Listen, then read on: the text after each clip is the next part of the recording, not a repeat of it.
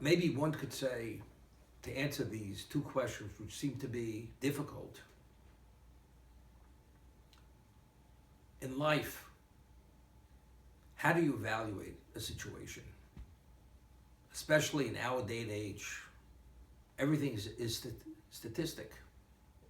If we take a statistic of people who traverse the desert, if the statistic would say that most people don't survive the trek of a desert, or when travels the high seas, most people don't return. And one does return. So what would one say? Evidently, it's out of the ordinary. It's almost a miracle. It's due to God's good graces, kindness. The person merited to live. Therefore, one would bring a thanks offering. What about if the statistic is most people who traverse the desert, make that trek, they do survive? Most people who travel the high seas, they do return alive. Would one bring a thanks offering? Seemingly not, however, but the law dictates yes. The question is why? Just because something is a statistic, although it's in the positive, why do all the people who traverse the desert, why do they survive that experience or travel the high seas? Maybe it's because God wants that every one of those people, despite the danger of traversing the desert, should be alive. Despite the danger of the high seas, returning alive, although the vast majority do return, God wanted every one of those individuals to live despite the dangers of traveling the high seas. If that is the case, what is that? One brings the offering, the thanks offering. What is one saying? Despite the fact that I should have died or could have died, why am I alive? It's only due to the good graces of God that I'm alive. Therefore, I give thanks to God that I am alive. Now, why is it so difficult to say thank you? Or to have a sense of gratitude? Very often, people, they try to evade a situation where they're going to have a debt of gratitude. It's interesting. Gratitude is referred to as a debt. As a human being, we don't want to be debtors. Because if you're a debtor, you must reciprocate. You must somehow show your appreciation through reciprocation. Even acknowledgement. It's a debt. It's a burden. It's a yoke.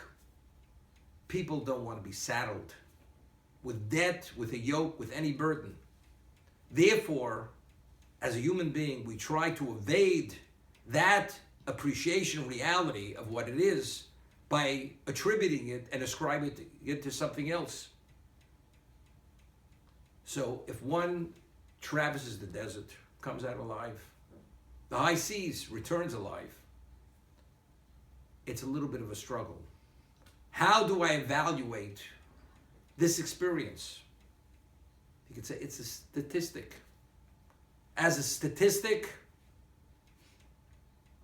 there's no grade of gratitude. I don't have to be beholden to God.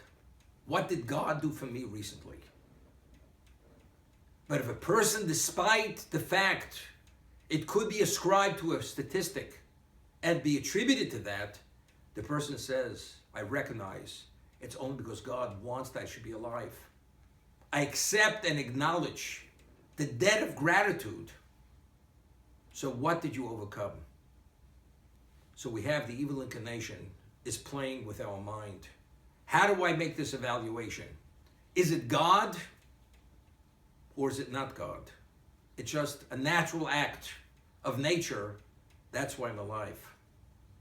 That's the reason why a quarter of the loaves, 10 of the 40 loaves, a chametz, that despite we have this element within ourselves which tries to convolute and delude ourselves to create this delusion. Despite that, we overcame that, and we bring the thanks offering to acknowledge it's God, and it's not attributed to anything but God.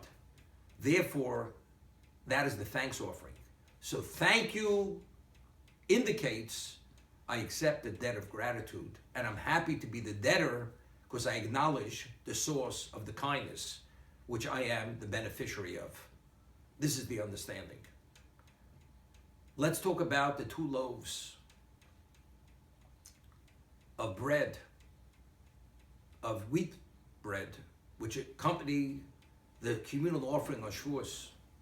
As I say, it's a meal offering. This meal offering must be leavened, chometz, and not matzah, as all other meal offerings. We reach the pinnacle of our spirituality. 49th level of purity. We're worthy to be taken as God's nation. But you realize, and we must realize, that as long as we're alive, we have that latent evil inclination within ourselves. And if a person, God forbid, should ever forget that there is a vulnerability to the evil inclination, despite our level of purity, then you become victim to that sense of being secure. We can never forget for a moment that there's always that element of chometz within ourselves. Even we're at the 50th level, the pinnacle of our spirituality, we find the Torah tells us that God did not associate his name even with the holy patriarchs until after they passed away. Because Chazal tell us, the Talmud tells us, Al tamid ba'atzmucha ad yom moscha. You're not secure in your state of spirituality until you're no longer alive. As long as we are functioning as living human beings, we're subject to the machinations and the influence of the evil inclination. Therefore, although it's wheat, the 2 loaves of bread are made of wheat flour, which is human consumption, we achieve the ultimate level. We address the purpose of creation, that there should be a Jewish people accepting God's Torah. But simultaneously, we have to remember who we are, that we are human, we are mortals, and every mortal has this Achilles heel known as the evil inclination.